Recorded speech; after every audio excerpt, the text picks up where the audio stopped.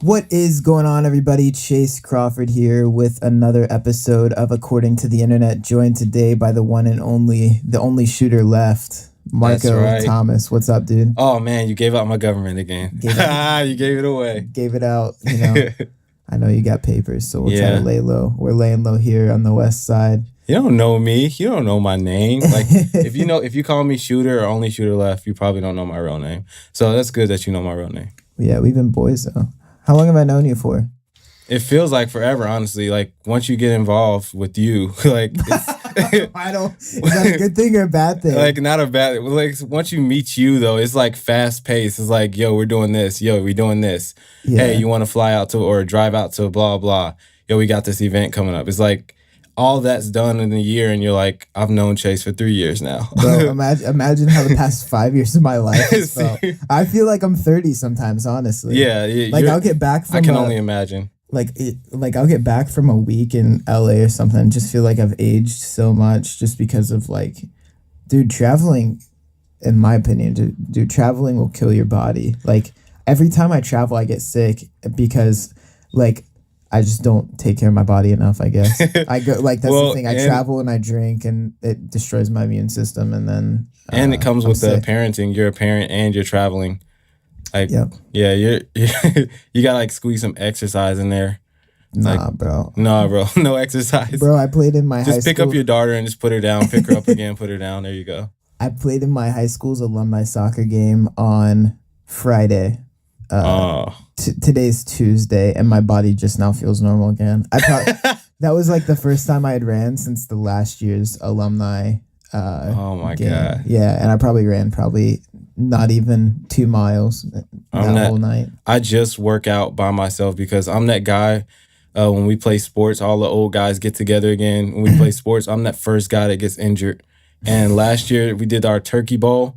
Literally the first play of the game, I had to sit out because I popped my shoulder out of place. So Yeah, you played football in high school, didn't you? I played football bench, but then I was like, if I was rated in high school, it would be like a super underdog rated player. Like I would probably say I was about 60 overall. But then when I after high school I did semi-pro football. Okay. I'd say I was about 80, at least to 85. What position did you play? And semi-pro is so weird. You got old people, you got middle-aged people, and you got super young people. So like they just pretty much like, what do you do? Are you fast? Okay, so you're fast. You're a receiver. Can you catch? You're a receiver. Can you? How fast can you get down the field? You're going to be a kick returner too. Can you stick someone? You're going to play a little bit on defense too. You're going to be a DB. So I did a little bit of everything. Jeez, so they got you everywhere. Yeah, and that's probably what broke my body completely. Now I have like an old man body. I feel you. Maybe you fill everyone in a little bit on what you do, why you go by only shooter left. You aren't in these streets, bro, are you? Not anymore, man. I gave that life. I gave that life away. No, only shooter life is crazy because I've had people make smart remarks to me on like if I comment on a random post that thousands of comments are on, and someone will be like, "For your information, this is this. Oh, and by the way, you're not the only shooter left. There are like thousands of shooters who are great." And I'm like, that's not what my name means, but okay. I guess it could kind of give away that kind of cocky feel, which I'm okay with. But the reason I came up with it, I was doing a duo photography team with my friend. We were doing strictly street photography, and we called it the Two Wise Men. He wasn't taking it as serious. He was just doing it for fun. I was taking it serious. And I was like, well, before that, I was Daydreamer Portraits. And I'm like, I'm going to give this name thing one more shot, and I'm just going to do it by myself because no one wants to help me. So it's only me. So I took that word only. And then I am a photographer, and I didn't want to say only photographer. So I was like, only shooter left. I like that. And then I'm left-handed. Literally, I walk around with no strap on my camera. And I hold my camera in my left hand 90% of the time. So only shooter left. That's for everyone who thinks I'm just saying I'm the only real motherfucker out here. No, I'm not saying that. Ain't no real ones out here. Right. Yeah. I'm the only shooter out here. I'm the only one hitting shit out here. No, that's not what I meant. So that's what my name meant. It was really a depressed name, honestly. I was super depressed, and I was about to quit photography when I picked that name. Yeah. So Well, I'm glad that you stayed in it. You have a pretty good following now. I know you've released a photo Man, book. And fuck followers. I No, not in a disrespectful. everybody, if you go unfollow, go to his account. Unfollow me. I'm sorry. Like all the people who support my work, that's cool. But I've been sitting at 2,600 for a while now, and it's hit me that like people only like me if I post what they like, and that's why now that's one of the other reasons I was gonna quit, because I'm like, I've been posting what people want instead of what I love to post. So now you'll see me post a variety of everything, like Polaroid, film, digital, video. Like I do a little bit of everything. I post what makes me happy, and then occasionally now I'll give the crowd what they want. I feel you. Well, let's roll into the first story, man. According to the internet, Demi Lovato is having complications with this whole rehab thing. Oh man, Demi, I'm sorry. Like that's a touch subject. I know. Like and then she made the song. Oh, that was my camera just closing. I guess I brought my Polaroid in, guys, so I keep a strap on me all times. You know what I'm saying? I love how you call a camera a strap. Yep, the hammer. Only she left keeping the strap on. Gotta keep it on me. But Demi, man, that's honestly, it's one of those things where it's like it could happen to anybody, because they said it wasn't heroin, which I can respect if it wasn't heroin, because they said it was at a party, so everyone was probably popping pills. Maybe she just didn't take it as well and OD'd, and it's like, dude, it's crazy. I was just looking at her ass weeks ago, like, man. Sorry, Anne Marie, I love you, baby. I have a wife. I'm married, Demi. Sorry, but she has a nice ass, and I'm like, and then when she got, but oh my god, when she got when she OD'd, I don't know why I pictured this, but I pictured her ass ODing too, like just like deflating or something. Bruh, I can't with you. I don't know. Are you high? No, I'm not. I'm sober. I'm sober AF, man. But yeah, no, I don't know. That's how my mind thinks. I'm like, yo, I was just looking at her ass a couple weeks ago, and now it's probably deflated and OD'd like her. Like, God.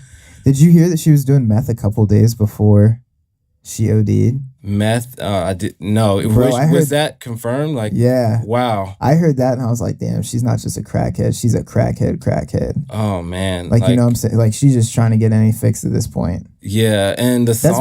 That's why. Did you hear the song she made to her parents? But that's why it wouldn't surprise me if she was actually doing hair, bro. Honestly, hold on.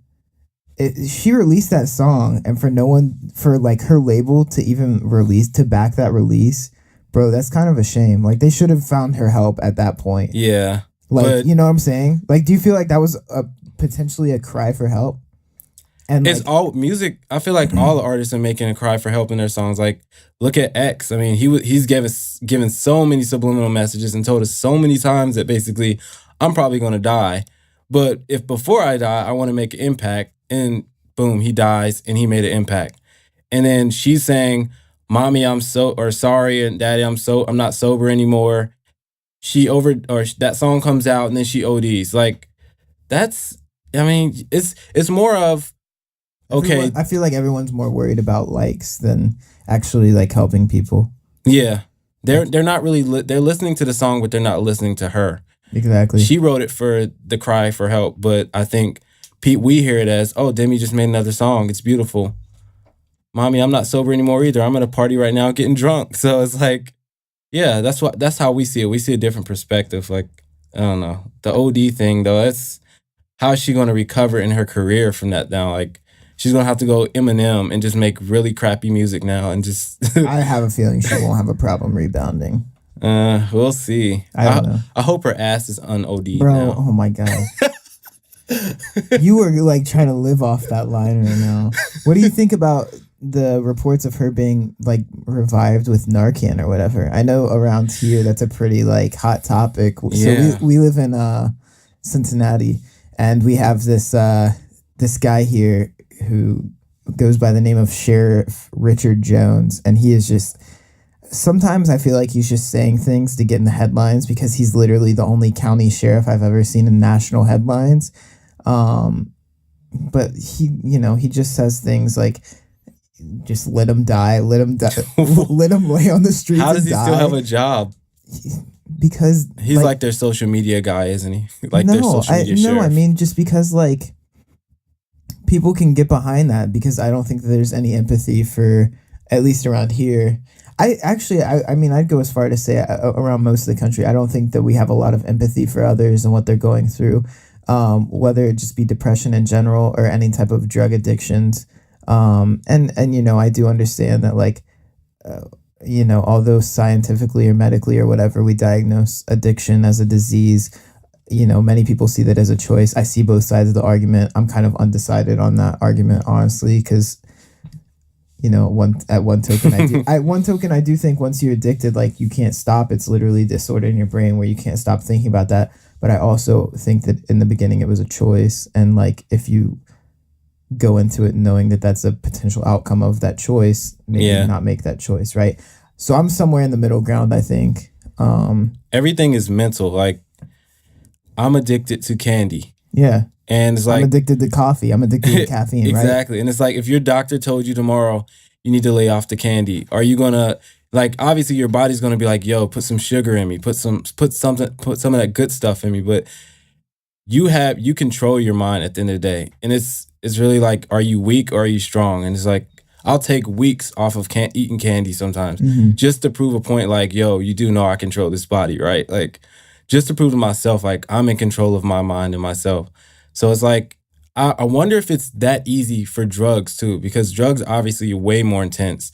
So it's like, I wonder if they're like, all right, I'm going to stop doing heroin. And the next day that heroin is in your head, like, yo, you need this, the withdrawals start kicking in. And I wonder, is it like, yo, all I gotta do is tell myself I'm gonna fucking die if I don't stop eating this stuff. Yeah, I hope they don't eat heroin, but yeah, if I don't stop taking this stuff, I'm gonna die.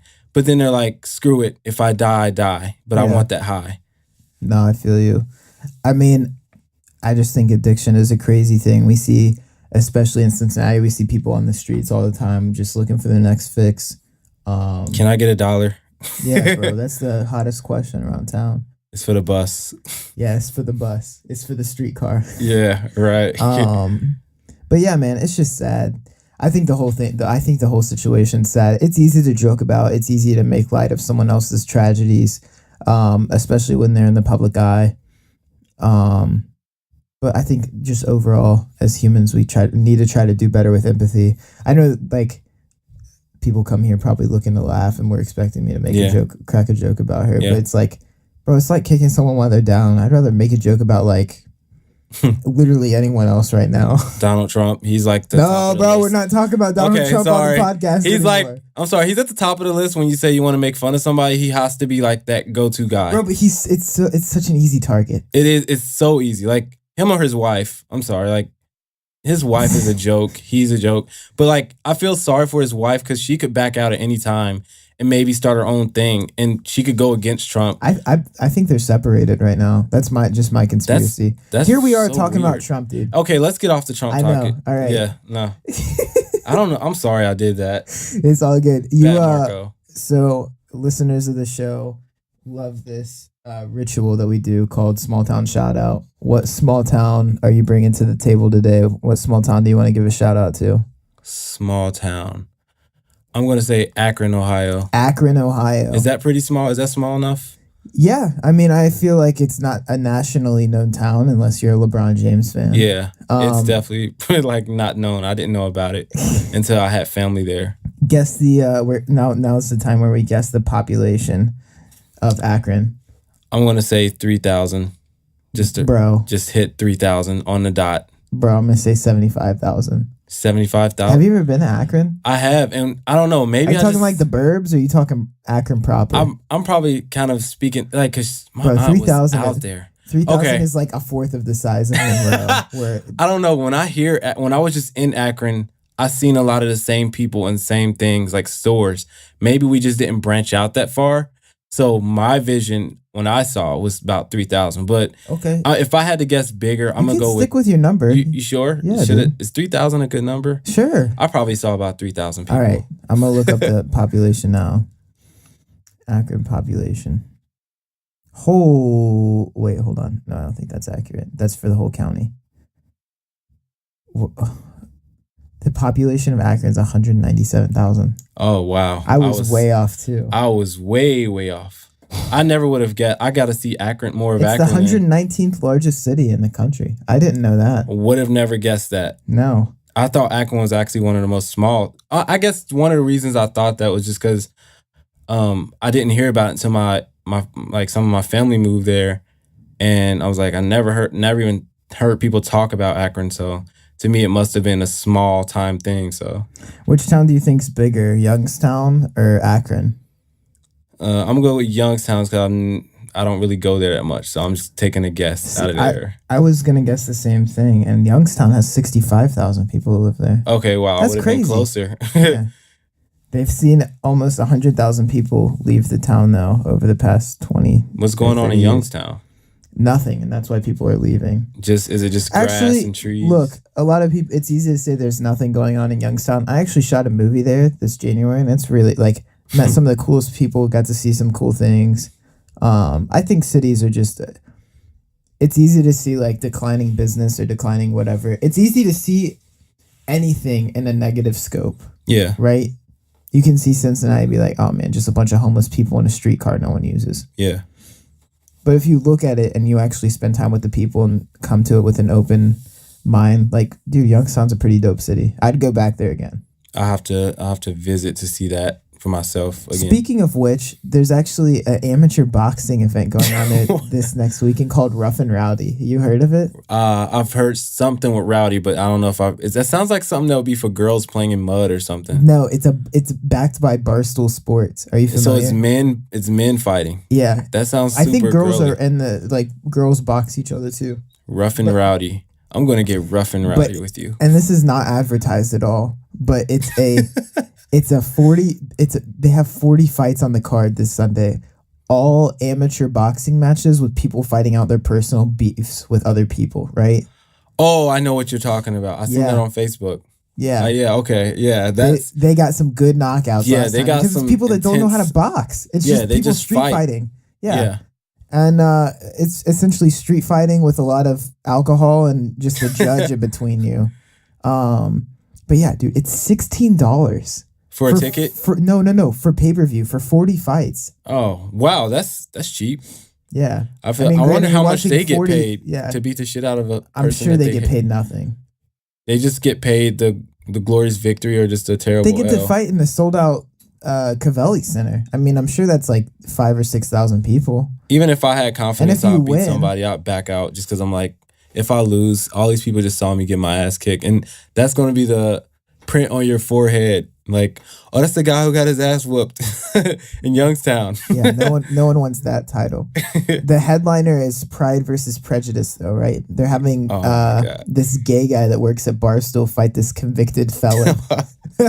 The gay dude, I'm rooting for the gay dude. Everyone's rooting for the gay dude. Yeah. Like, who doesn't want to see? I don't know why. Gay Pat. They are so underestimated when it comes to fighting, but it's like, just because they're gay, that you don't know their background in fighting. Like, they could have came from the streets. They could have been a black belt. Like, I saw this this tweet the other day. It's like, never forget that a 6'5" drag queen is still a 6'5" dude. Yeah, like, exactly. It's like never.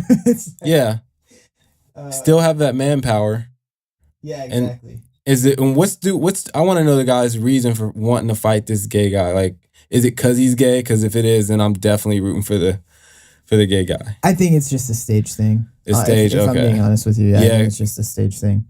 But yeah, I'm looking forward to watching that. If you follow me on social media, you'll definitely see some live tweeting. I'm kind of interested in that now. For $16, I'll take it.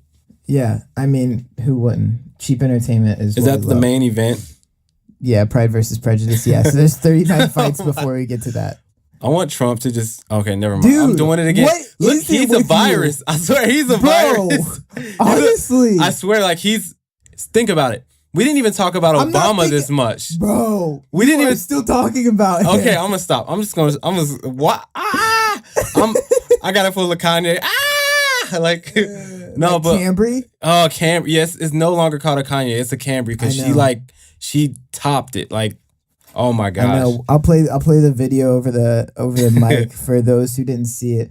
Me and my daughter were in the car singing the song "Yikes" by Kanye West, and she, me being a great parent, I let her listen to Kanye with me. I'm sure that's never gonna bite me in the butt, but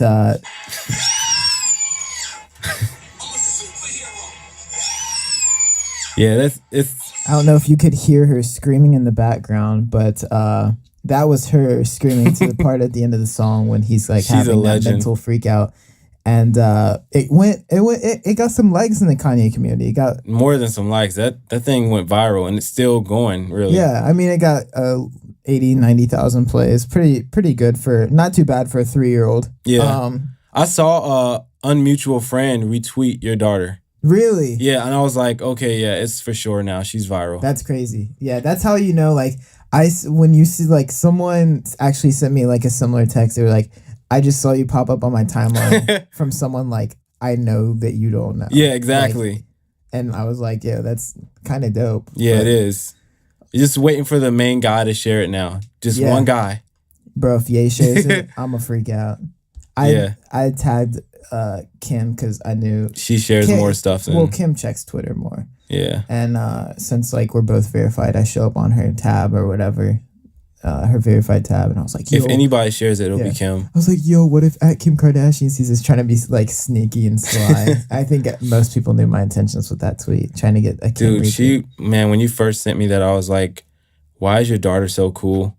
Like, I haven't really taught my son knows songs about school buses and airplanes and tractors. Oh my gosh, I hate this tractor song, but my son loves it, so he doesn't get to learn the cool hip-hop stuff yet. Yeah, she gives the songs crazy names too. Like, she calls Yikes, she calls it Could Get, because it could get menacing, frightening. Yeah, she calls whatever it's called, medulla oblongata, or I don't even know how to pronounce it. Medulla oblongata, or I don't, water boy. She calls it like oblongata. Like, there you go. Just say gotta. That song. Gotta. Yeah. I don't know how to do that part either. See, I'm still working on trying. I'm not even going to try to say it. I really shouldn't even be singing though, because I'm not that good. But you sound just like the dude, pretty much. Shut up, bro. You gonna talk about Kanye's best friend or no? Are you getting the who's? Yeah, who? That's what I thought. He's not in your mind anymore, is he? No. I'm not gonna say it. Named. No, don't put it back in my head. He's a virus, man. I gotta visit a doctor later. Bro, I've been infected. Honestly, I told you to stop and you just brought it up again. That was the funniest part. Like, he's literally a virus. Like, he's part of everyone's brain now. And I'm saying he's because I'm not gonna say his name again. But yeah. Let's we had this conversation a little bit in the car when we were getting coffee this morning, but let's talk about your childhood, because actually there was a lot of stuff that you brought up that I didn't know. Yeah. One of the things a lot of people don't know, and my brother and I just started talking about this, like putting it out there that we're adopted, and a lot of people didn't know that. So we are adopted. We grew up in Winton Terrace, and our mom was on drugs. Our dad killed a man with his bare hands because he was a black belt. And it's crazy because we're like bringing all this stuff back now because we're kind of communicating with our original family now. So I remember all this stuff, and I was younger than my brother, and I've always been told growing up, once we got adopted and through foster care, I'm like, yo, I remember when this happened. I remember when this happened. Our dad was a black belt. He always did karate. And my brother was always like, our dad was no fucking black belt. Like, what are you talking about? You're just making that up. Like, you're too young to remember that. And so we communicated with our original bloodline mom, and she's like, yeah, your dad was a black belt. My wife even looked it up, and she found all this stuff on him, like Sanchez. His name is Sanchez Lundy, and he's got all these trophies or whatever and awards from these competitions. And he killed a man with his bare hands. So I don't know the whole situation on that, but he spent a lot of time in prison. He's out now. And basically, once we were put through foster care, we moved to the Faye. In our final foster care home before we were adopted, we moved to the Faye. And honestly, the Faye was 10 times worse than Winton Terrace because I saw more shit happen in the Faye. It was the first time I saw a body, and I was out in the front yard. And it's weird because my brother he was in the same foster care home, but it was next door. So he had like a grandma, but they knew each other. And I'm out in the front yard playing, and out of nowhere, this car pulls up to the stoplight or stop sign, and a car crashes into the back of it behind it, like full speed, bashes the back of the car in. Dude who crashed the car into the car hops out, pulls the man out. There's a woman getting out of the passenger seat. She's white, and there's a baby in the back seat, like in a car seat. And dude is beating the shit out of like this. He pulled him out of the front seat, and he's beating the shit out of him. And then dude is running. They're running in circles, chasing each other. And then another guy comes out of nowhere, pieces on him, like literally. Once this guy was pretty much put down, I ran in the house. Like I was so scared, I was shaking that I could barely even run. And I'm tripping, running inside the house, and I'm like, Aunt Lou, there's a car in an accident, and the guy's fighting, and they're fighting, and he pulled a gun and blah blah. And she was like, all she did was pop me in the forehead with her fingers, and said, "Get your ass in here!" Like, and then she was yelling at me, and I'm like, I didn't kill anybody. Like, what? She was like, don't be doing that snitching shit. And she's like, go upstairs. And so I went upstairs, and dude, that was like, I'm sitting there. I was scared to go outside the next day, pretty much. But the next day is so weird because everything was gone, like it never happened. Like the broken glass, all of it was gone. And like all through foster care, and pretty much I had that nightmare. My wife says I still wake up with nightmares, screaming at stuff or whatever. But yeah, like that was my brother and I. A lot of people don't know that we grew up out of the mud because of how we are now, like how we carry ourselves. He's like independent with his business. He has like a juice business for fit stuff and everything. And it's like, we're so professional now, but you never would have guessed that we came from the mud. But yeah. Tell me about getting adopted. What was that like? I just remember when we got adopted, we got to visit Carolyn. That's my mom, my now mom's name. We got to visit her once a week for 3 weeks, for a whole month, I think. And then they had to approve a spend the night thing, which happened over months' time. But it seemed like it happened so fast. And once we spent the night, it was like that's where we want to stay. I remember that's the first time we played that ski computer game. Oh, yeah? You know, the snow monster? The downhill one? Yeah. That's like, that was how we knew Carolyn. Like, we were like, man, she has these nice ass stuff like this computer, because we didn't have computers and stuff. So we're like, she's got computers, she's got TVs that actually work. And we're like, man, she's so nice. And she took us to Chuck E. Cheese when she told us she was going to adopt us. And we had our other brother, George, our youngest, and she said, I'm only taking you and Sanchez. And I remember crying that time because I'm like, here we go again. We're about to get split up again. I was thinking in my head, this is just another process. I wasn't thinking we're getting adopted. This is the final home. I was thinking we're going to keep going until we get split up completely. And so we split up from our younger sister, Taylor, and George. George stayed in Cincinnati at some home. Our Taylor is still MIA. She was the youngest. She was a baby when she was maybe 1 or 2. And so she apparently got adopted by some rich folk who changed their name, and pretty much until she's old enough to find out for herself, we probably won't find her. Gotcha. Yeah, so being adopted. Do you think that she knows you guys? I feel like since she was so young. Well, George was about 1.5 years young, 2 years maybe younger than me. And when we met him, he was kind of brainwashed. Like he said, I always felt I had siblings, but I wasn't for sure. Like I was like, you didn't get the photo album, because my brother and I, we got photo albums that had our whole family in it, like cousins, everything. That they put little fancy stickers and everything. And I was like, you didn't get a photo album? He was like, no. And I was like, with your name on it? Because Sanchez got Sanchez and it was red since it's his favorite color, and I got blue and it had DeMarco on it. He's like, no. And I was like, but I always knew something was different. Like, he's like, well, yeah. So I had to like catch him up on everything. It was really weird. Like, to this day, I don't know. Me and George, we don't connect as much right now. He's going through a lot. But, like, to this day, though, I mean, it's just good to know that we reunited. Because there's so many pictures of us. And when I look at those pictures, I have flashbacks to this day. Like, so, yeah, foster care stuff was not fun at all. There's a longer story to that, which is why I said I was going to do a documentary. My brother and I was trying to work on it.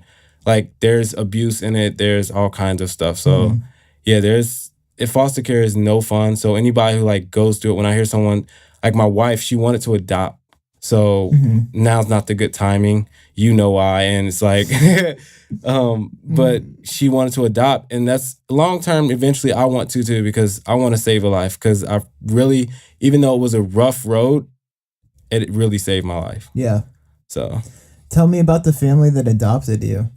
Do you still talk to them? Or are they like your, like, would you consider that is my family. Okay. Yeah, I don't even consider them the family that adopted me, because we've been with them so long that everyone literally, if I'm not reminded, I think they're my blood. Yeah, of course. You know, so it's like right now it's like, they're definitely my family. So of course they are. Yeah. But like, tell me about them. Do they have other kids? Like, yeah, when we moved into our house, that's when I met my best friend, who I've been best friends for like 16 years for, Matt. We moved in this house. He was across the street. We just like went outside and started hanging out, and it's pretty much led from there. And then we had all these family meets because everyone wanted to meet us. Like, so we met our new aunts, our Aunt Sherry, our Uncle Vincent, our Uncle Dan, our Aunt Dee, Veronica. Like, we just our cousins Audrey, Roxanne, Aunt Linda. Like, we met all these new aunts and uncles that we were okay. Like, we weren't like, oh, we got to forget about our old uncles, because we never even met them except for the pictures we had. So it's like, to us, those were ours when we first got there. Like, we were like, yeah, that's my cousin. Yeah, that's my cousin Chip. So it's like, when we got adopted to this family, it was instant. It felt like we belonged pretty much. Like, there were arguments. It's just family feuds and stuff. And it's like the normal stuff that family have. And so it felt normal for us and natural for us. Only difference was, like, literally, if you met me 6 years ago, you probably wouldn't even be talking to me, because like I was like slang. I was like hardcore slang. I went through a stage of trying to droop my pants in elementary school, and personally, I hated it. Like, I literally hated it. I didn't wear a belt. I hated. I literally got so mad that I started crying, like, because I was like, "Yo, I'm tired of pulling my pants up like every 5 seconds. This is stupid." So the next day, I wore a belt like to my freaking belly button. So. Take your pants up. Yeah, I was so mad, like, of not wearing a belt. It was stupid. So that didn't last long. But before that, I was pretty ghetto. My brother and I, like, if anything, we still have it in us, but my brother shows his a lot more. He's spazzed out on some people that I've had to, like, I'm like, yo, come back to earth. Come back to earth. We're not there anymore. Stop it. So, yeah. I feel you. Yeah, man, when you told me that, I was like, I was just surprised, I think. Yeah, I don't want to say like surprised in a bad way, but yeah. like how you said, like, just the way you handle yourself. Yeah, we grew, like, for sure. Yeah, exactly. Like, you guys are definitely a good example of what could come if you just like save a life. And that's something like Alex and I have talked about, is the possibility of like wanting to adopt one day.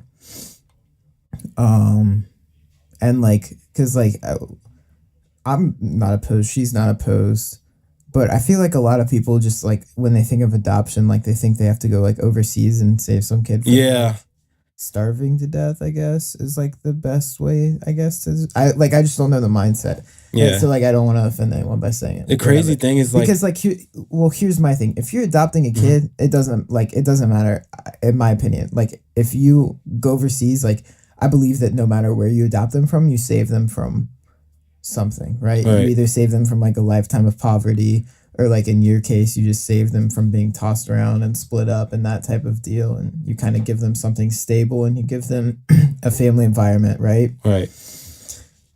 So, but like when we had talked, and like, this is just ground level conversation, but like when we had talked about it, we just think that it's more appropriate and whatever to, there's kids around, there's kids in our town that could use in our country, our own country. Exactly. And as much as it would be great, and I even have some people in my circle, like, I know, that have been adopted from other countries, right? So like, and I mean, I'd love to have them on the show sometime to maybe give them, or for them to give me like their opinion of the situation. Yeah. But it's like, I feel like anyone that you can help, like, you're just helping them at the end of the day, right? Yeah, and it's like, it's weird with the overseas thing. Like, they want you to help these kids, and people want to, but then they're like, we need $10,000. It's so difficult and so expensive. So expensive. It's almost like, I don't want to like be cynical, but it's almost like it's a business. Yeah, it's sad. Like, wait, oh look, we found another kid. He's cute and he's from Ireland and he has a little accent. $12,000 and he's yours. Like it's more than just adopting a kid and saving their life because you want to love a kid who hasn't been loved. It's a business, like you said. It's a business for sure. So we do not trying to take it from a serious topic to a joke, but we do a segment called Meme of the Day presented by my wife. Okay. This week's Meme of the Day is that, did you see the fight of that McDonald's manager just beating the tar out of that girl through at her? Dude, it's one of those videos you gotta just replay because I know. It's great. It's a great action scene. Dude, you need what you need to do is play a gorilla or a hawk smash sound over it. Because that's literally what it looks like. This girl is trying to swing punches and it's like, no, smash, no, get off, stop, smash. It's like, dude, this girl is like, so the situation, if you haven't seen the video, McDonald's manager probably at least has a foot or more on this other girl. Oh my God. At least a foot and at least 150 pounds on this girl. This girl's talking smack, threw a milkshake at her. Well, she was Asian, so not to stereotype, but she was pretty small. All right, that was kind of a stereotype. Yeah, I'm a hypocrite. Not to stereotype it. I'm a hypocrite. Here's a stereotype. Like, I love when people do that. No, but she got the tar beat out of her, and there's this meme where the little Asian girl says you or a loved one, and the big McDonald's manager says mesothelioma. Oh my God. So for that meme, that's meme central. Thanks for that, Alex. So for that meme and more memes, you can check out at Podcast Internet on Twitter or at The Internet Podcast on Instagram. It's pretty funny. We post lots of juicy stuff, and just memes in general are great for your health. Yeah, that was definitely intense. I always say the last thing we're going to talk about, but it always rolls into something else. So this might be the last thing we talk about. This might. But Sacha Baron Cohen's show, who is amazing. Oh my God! You watched it? You have that was so uncomfortable. Which one? Which episode? The most recent one that went crazy viral. Okay. That was this is obviously spoiler alert. So if you don't want to hear spoilers about the show, you may want to tune out. But let's go into it. Dude, that was when you first told me about it, I was like, I didn't recognize the name. And then I went and I was like, okay, I know what show this is. And then I was like, oh, this is the one that went viral. Dude, that was seriously uncomfortable to watch. You can't really be that dumb to follow each instruction. He's like, are you talking about the one where he recruits those Mexican hating middle-aged men? Well, I was watching the one where he's telling this, I guess he represents some part of the government or whatever, and he's telling him basically, where he screams the N-word. Yeah. Yes. Oh, that was so awkward, man. No, he's like, if you want to defend yourself, he goes, Eran Moad, and if you want to defend yourself from ISIS, you must show some skin. Show some skin and you will win. And bro, he had this state representative pull his pants all the way down. Oh my God. Him. And he's like, if you are getting abducted, there is one word that will gain most attention. It is the N-word. Pretend I am ISIS and I am abducting you. And he just throws his arms around him. Oh my God. And then this guy just hard R. He's like, America, America. At the top of his lungs. It's just funny to watch how easily people can be manipulated into releasing their. I feel like even if he didn't say the N-word, he would have lost his job or had to resign. Oh, we're good. Because dude, you represent this country in some way. Why would you even get on there and show your ass? Literally. Yeah. Well, dude, Sacha Baron Cohen is he's a manipulator. That dude has superpowers. That guy is a comedic genius, and we're lucky enough to be alive during the peak of his work. Yeah. I think that This Is America will probably be one of the peak. I thought Borat was great. Yeah.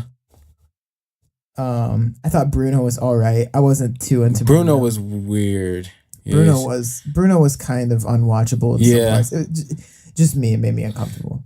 I didn't finish Bruno, but I finished Borat, and Borat. Did you watch Ali G? Ali G. I don't. Ali G is one of his other characters. He's like an English rapper. Like I don't think does I've the seen that little one. English Oh rapper my clip. gosh. Yeah, he does that little thing. Okay. But the great thing, dude, Sacha Baron Cohen, he's just like I don't want to like be insensitive to anyone, but like Say it. you know the term people are using these days, gender fluid. He's almost like racial fluid. Like he looks like he can pull off so many different races without being like questioned. That is Right? In Bruno, he pulled off like this gay Austrian dude. Yeah, No one questioned it. And then like in Borat, he played this Kazakhstan dude and no one questioned it. And in Ali G, he played like this mixed race rapper and no one like he just has that Then look. he's German. Yeah, exactly. And like now in this thing, I mean, in Who is America, a lot of prosthetics are being used. Yeah. But before, like, he's just able to pull whatever look that he's going for off, and I think that that's kind of. That's smooth. I think that plays into his work though. Is people like really honestly and truly can't recognize him in costume. Yeah. I wonder if he just grew up like that his whole life. Every day he looked different or Just something. being a goofball. Like, hey, are you Spanish? No, he's not Spanish. He's white. And the next day, are you Asian? And he's just like, you know what? I know what I'm going to do for a living. Yeah. Like, So this most recent episode is probably one of the best ones. Let's see. I'm trying to figure out my favorite one. I'll start it out. So what's his name? I can't think of his name right now. The guy who ran for office in Alabama, and then it came out that he had relations with 14-year-old girls. You said he's an actor, right? No, the politician. I can't. I feel like I have a picture of him. I might be wrong. I don't know. I'm not going to say any names. All right. Well, while I look up his name, I'll just talk about the other one. So he got these three, like Trump loving, gun toting, Mexican hating, like guys, and he brought them in the same like self defense. Oh my scenario. God. That don't sound good. As he did with the guy who he got to say the N-word a bunch of times out loud, and he was like, all right, so what do you guys think of Mexicans? And they're like, oh man, they like to have sex with young girls and they bring all this crime and they take our jobs and all Take our jobs. Yeah, all of the hot points, right, that they like to use. And he's like, all right, so I've recruited all of you to help me with undercover scenario. Do you guys know quinceañera? And he's like, oh yeah, quinceañera is where they present the woman to the world at only 15 because they're weird like that. like saying that at 15 girls are whatever allowed to have sex with grown men. Their perspective's different. Yeah, so he's like, we are going to go undercover and we are going to trap Mexicans and kick them out of the country. Like Sacha Baron Cohen's like really pumping him up, like, oh yeah, I'm on your side and we're gonna set up all of these creepy dudes and they just go along with it. They go along with it. And here's the thing. So he ends up getting the one of the guys to dress up to cross dress as a girl having her quinceañera. Full lipstick, full makeup, wig, fake tit. He puts fake tits on her. And he like designs this like underwear that has a fake vagina on it. So he he gets this like gun-loving dude to put this thing on. Right? And he has his gun on his thigh. That will play into it later. He gets the other guy to get in the piñata, and the dude stuffs his pockets with condoms and lube because Sacha Baron Cohen told them that when fighting Mexicans to prevent yourself from getting AIDS, that you need to put lube. Where does he come up with this stuff? I don't know. That you need to put lube on your face so their hands slip off, and you need to put condoms on your hands so that you don't get any blood-borne diseases. Oh my God. So, and then he's like, what should we put on the sign? And he's like, we gotta put free booze. We gotta put young girls. So on this sign outside the venue, it says young girls, free booze, 5 to 7. No. The cops come. All right. At this point, Sacha Baron Cohen's dressed up in disguise as a mariachi band guy. He's like, what? So he just disappears? Yes. As soon as the cops come, he like weasels his way out of it. And the cops see the sign. It's like young girls, free booze. And they think that these old men they thought the one old dude was disguising himself as a younger girl so that he could be friends with younger girls. Oh my and then the other dude, I gotta watch this. The other dude is hiding in a pinata with a camera and a pocket full of lube and condoms. And so then the cops lift up the one guy's dress to take the gun off, and then they see the fake panties that they put the fake vagina. How did they even react to that? Oh my goodness! It was just so you have to watch it to see the reaction. Like they don't even have a code for that. They're literally like, we need to turn off these cameras and figure out what's going on right now. Like that was the reaction, because of course like those guys tried to throw Sacha Baron Cohen under the bus. He's like, I do not know, I am mariachi player. Oh my god! And they're probably looking around like, where's the guy who? Yeah. Oh my! Cops are probably trying to call in like, we got a code. Yeah, we got a code. We just need some more people here. Right. We don't know what's going on. We don't know what the hell is going on right now. Yeah, and then the other one was with Roy Moore, and he has this like metal detector, right? And the metal detector is supposed to catch pedophiles. It's an Israeli, new scientific Israeli thing that they have. And Roy Moore is obviously the guy who ran for governor, and it came out that he was having relations with all these underage women back in the day. And Sacha Baron Cohen scans himself. He's like, see, no pedophile, right? And then he's like, cameraman, come over here. No pedophile. So you know what's coming next. He's going to scan Roy Moore, and of course it beeps off the charts. And Roy was like, we're going to end this right here.